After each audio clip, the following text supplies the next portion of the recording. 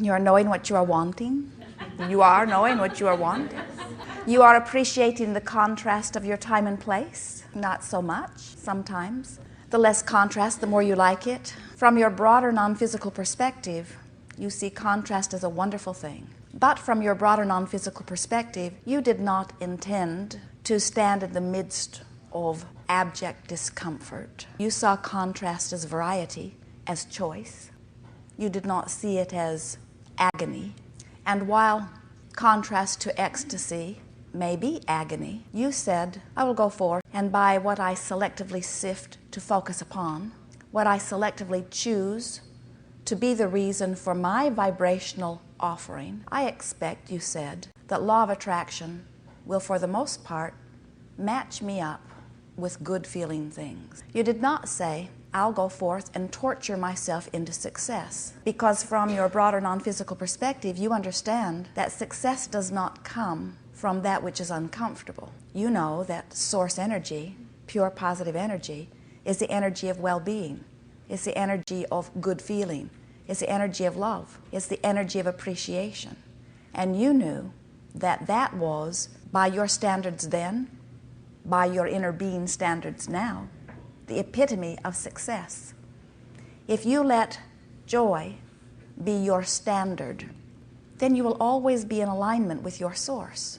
If you let anything else be your standard, like growth or struggle, then you may find yourself in vibrational alignment with that which is not in harmony with who you really are.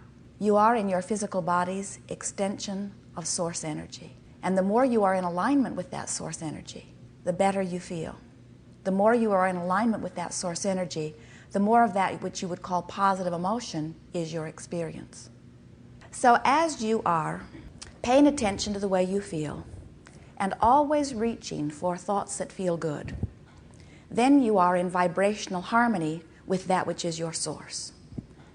And if we were standing in your physical shoes, that would be our dominant intent. We would seek first to be in alignment with who we really are. And then we would use our ability to focus in your time-space reality upon those things that evoke from you desire. That part comes easily to you.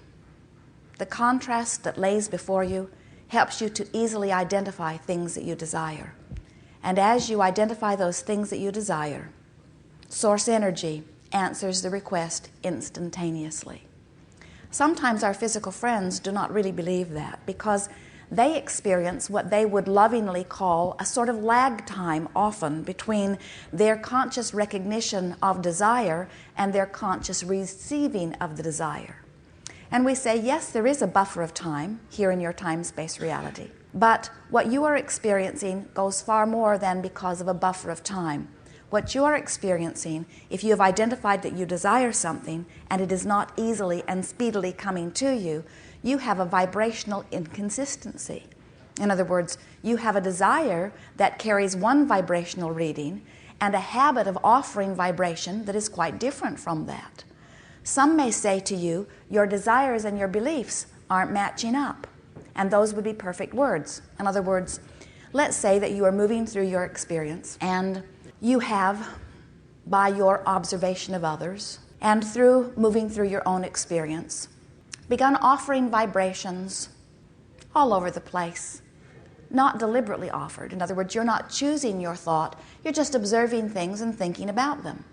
So, as you are observing struggles at home or struggles in school or struggles in the Middle East or struggles in the neighborhood, as you are observing these unwanted things and maybe even joining together with groups who believe that you have to get rid of those unwanted things in order to feel good, you've managed to offer quite a few vibrations without really knowing that you're offering them, because you're not sensitive to vibration. You've been taught to pay attention to your physical senses, but you are not really aware of the vibrational undercurrents of the universe. And so you've been sloppy, like most with your vibration. You vibrated all over the place. You've been pushing against quite a few things that you do not want. And without meaning to, you've managed to hold yourself apart from some well-being, and it's turning up in your physical body in the form of some sort of malady or illness. It has a big label, a disease. So now you've got the pronouncement from the doctor, and you're standing here with this label, and of course now you feel worse than you ever did, because now you've got this other thing that you're worried about, and you're not feeling that good in your body. So now you're standing here in the middle of what everyone would call great contrast, and you say, I really don't want to be here. And in the midst of this strong contrast, a desire for wellness is born within you in powerful fashion. And you say, oh, I would give anything to be well. I want so much to be well. So your words of wellness or desire for wellness are coming forth very powerfully from you. And anyone who's listening would say, that person really has a strong desire. All they ever talk about these days is how much they want to be well. And then that person who is watching you and now listening to Abraham would say, Abraham, there must be something wrong with this business of saying that when it is asked, it is given. Because I see this person is really asking, and this person is still very sick. So something must be wrong. They are asking, but I cannot see that it is being given. And we say, they are asking, and it is being given. And the thing that is going wrong is that this person is so involved in their discomfort of their disease that they are nowhere near a vibrational match to the well-being that they are asking for. You have to be a vibrational match to what you're asking for, because law of attraction is sorting it all out. And law of attraction says that which is vibrationally likened to itself is drawn. In other words, you can't turn on your radio and set your dial at 98.6 and pick up 102. Vibrationally, it cannot happen. And you cannot set your dial by focusing upon the illness in your body for wellness, because when you're focused upon the illness in your body, you are a different vibration than the wellness, you see. And so this gathering we are lovingly calling the art of allowing, because what it is about is helping you to bring yourself into vibrational alignment with your own desires.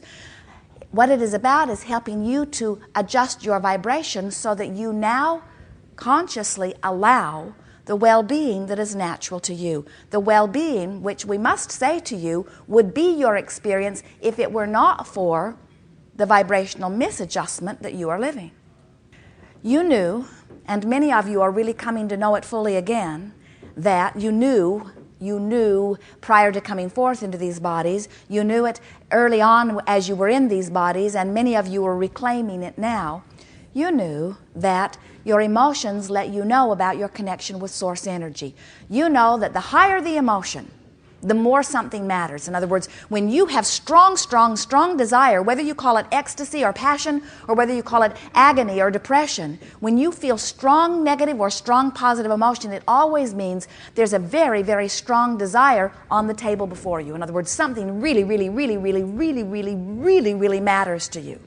And when the emotion is positive, it means this thing that really matters is being matched by your mostly vibration. In other words, when you are in a moment of passion, it means something very much wanted is in your consciousness, and there is no resistance in your vibration right now. In other words, whatever this desire is, you are not contradicting right now with your own thought. That's what passion means. But if you have a strong negative emotion, it means something that you really want is in your consciousness, but combined with that desire is plenty of thought that is in opposition or resistance to that thought. So that would be like someone saying, I really want to be over there. And we say, tell us about what's over there. And they would say, well, it's a whole lot better than being over here where I am. And we say, well, tell us what's over there. And they say, oh, but first let me tell you how awful it is over here. And we say, yes, but to achieve vibrational harmony with your desire, it would be better if we talked about what's over there. And they say, I'll get to that, but before I do, I need to tell you why I want to go over there, and how long it's been since I've been over there, and how badly I want to be over there, and how much I hate being over here. And we say, yes, we hear that. Now, what about over there? And they say, well, it's a long, hard way to get over there.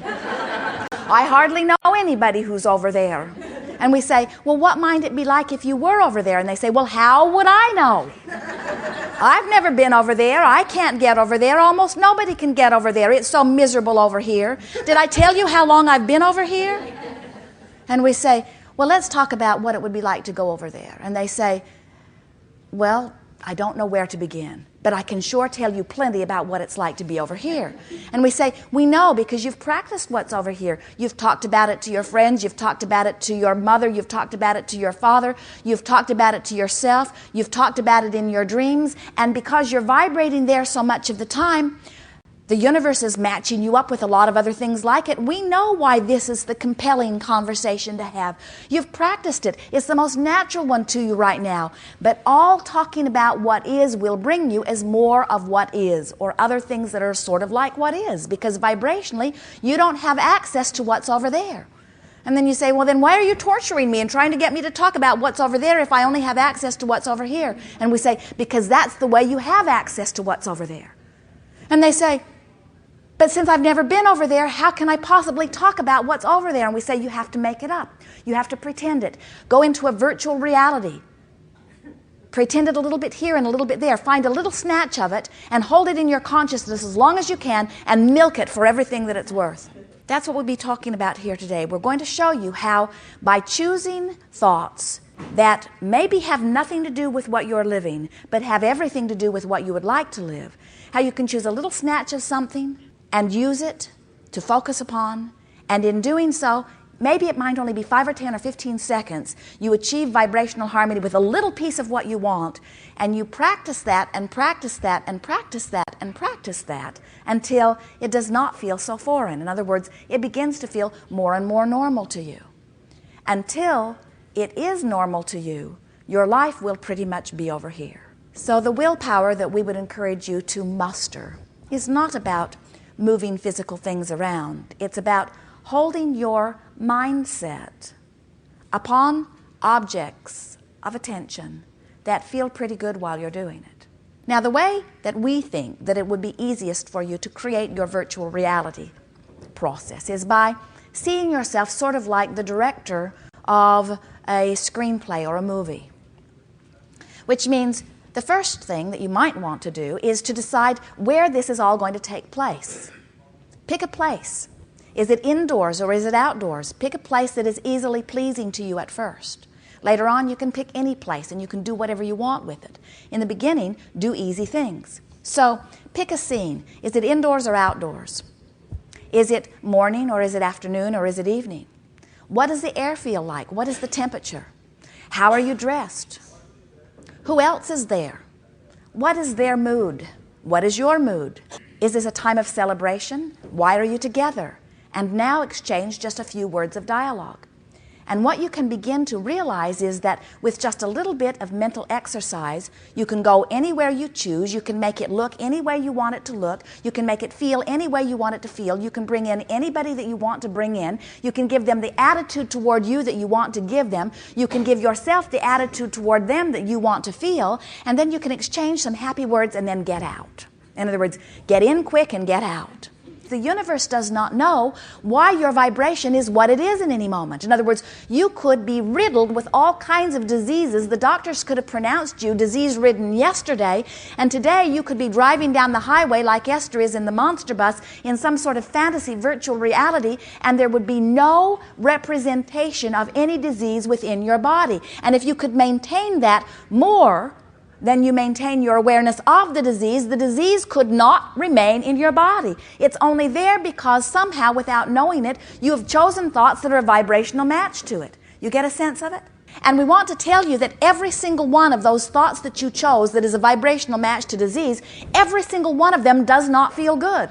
It feels like anger, or it feels like frustration, or it feels like resentment, or it feels like blame, or it feels like guilt, or it feels like fear. In other words, those thoughts are not good for you, and you can tell they're not good for you in the same way that touching a hot stove hurts. Negative emotion hurts, doesn't it? So you worry, well, I'm all full of thoughts. There are so many thoughts within me. I've lived a long life and I've picked up all this stuff along the way. Oh, wouldn't it take a very long time to rid me of all of those negative thoughts? And we say, you don't have to rid yourself of negative thoughts. In fact, you can't. You cannot dig into your past and undo a thought that you thought. But you know what? You don't have to, because only the thoughts that are activated within you at any time have any vibrational pull. But sometimes what happens is, as you're moving along in your physical day and you're interacting with others, somebody will say something, or you'll hear something, or you'll see something, or you'll smell something that triggers a vibration within you that doesn't feel very good when it's triggered. And that's the time for you to say, oh, my guidance system is working.